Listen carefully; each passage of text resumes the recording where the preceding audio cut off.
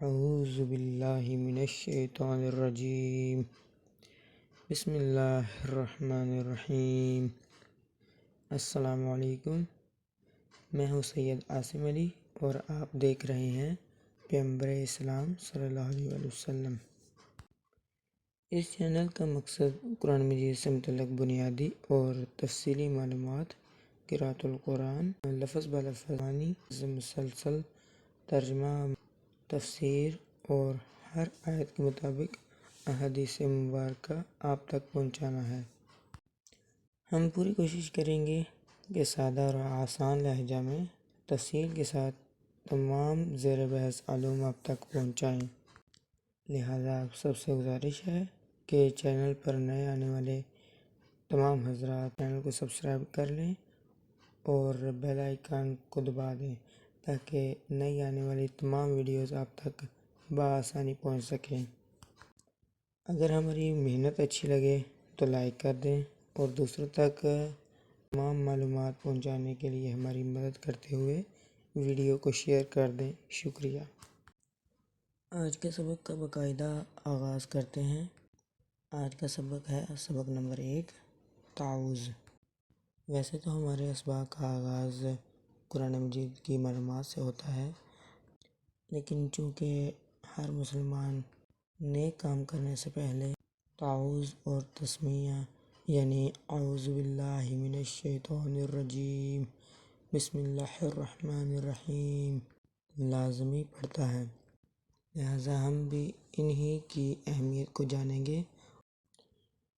اعوذ باللہ من الشیطان الرجیم۔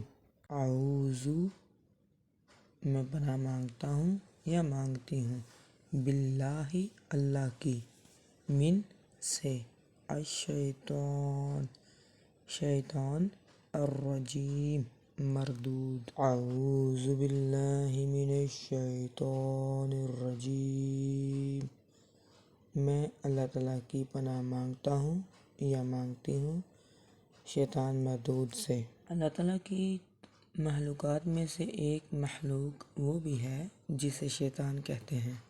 وہ آگ سے پیدا کیا گیا ہے۔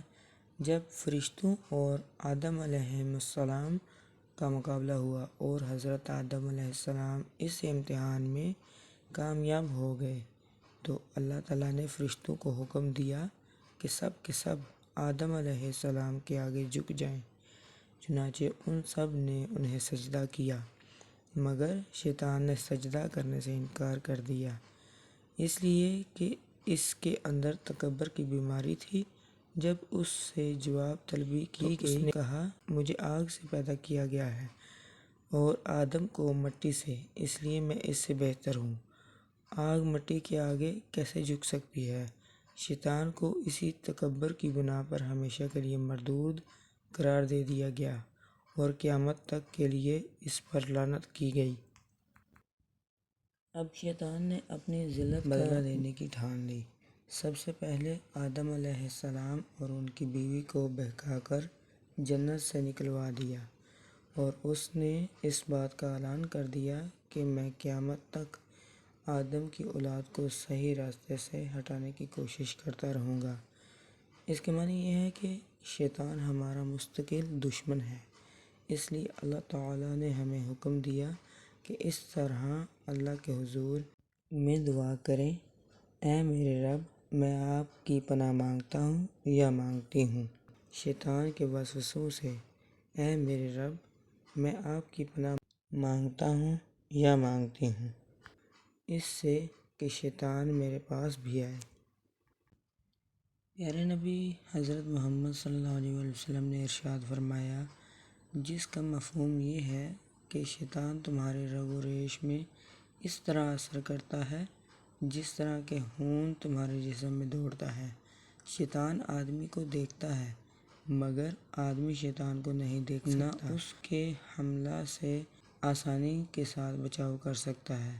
اس لیے ہر انسان کے لیے ضروری ہے کہ وہ شیطان کے اثر سے پناہ مانگے۔ قرآن کریم میں ارشاد باری تعالیٰ ہے، فَإِذَا قَرَأْتَ الْقُرْآنَ فَاسْتَعِذْ بِاللَّهِ من الشیطان الرجیم، یعنی جب تم قرآن کی تلاوت کرنے لگو تو اللہ تعالیٰ سے پناہ مانگو شیطان مردود کے شر سے۔ قرآن مجید کی تلاوت کے آداب میں یہ شامل ہے کہ تلاوت کی ابتدا میں اعوذ باللہ من الشیطان الرجیم پڑھا جائے تاکہ اللہ جل شانہ ہمیں اپنی پناہ میں لے لے اور اس نیک کام میں شیطان کو بہلانے اور پھسلانے کا موقع نہ ملے۔ آیات کی غلط تاویل سے معنوں کی حقیقت بدل جاتی ہے۔ اللہ تعالیٰ ہمیں ہر قسم کی گمراہیوں سے محفوظ رکھے اور قرآن مجید کو سمجھ کر پڑھنے اور اس کے احکامات پر عمل کرنے کی توفیق عطا فرمائے۔ آمین۔